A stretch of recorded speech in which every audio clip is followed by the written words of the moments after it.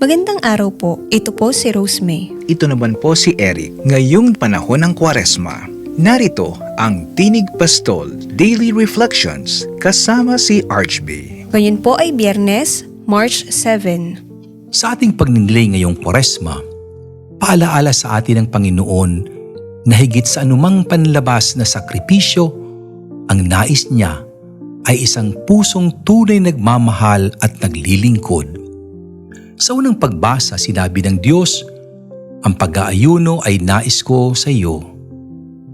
Kalagan ang tanikala ng kasalanan, palayain ang inaapi, pakainin ang mga nagugutom at bigyang kalinga ang mga nangangailangan ayon kay Isaías.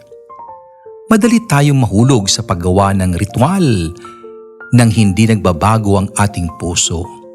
Ngunit ang tunay na pag-aayuno ay hindi lang pag-iwas na sa pagkain, kundi pag-iwas sa kasalanan at pagyakap sa pagpapamalasakit sa kapwa.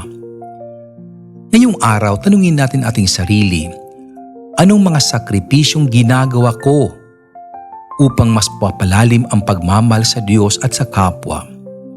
Paano ko maipapakita ang tunay na kahulugan ng pagsisisi sa pamamagitan ng pagkakawang gawa? Naway, maging mas makabuluhan ang ating Kwaresma sa pamamagitan ng pagbubukas ng ating puso upang mahalin at paglingkuran ang kapwa-tao.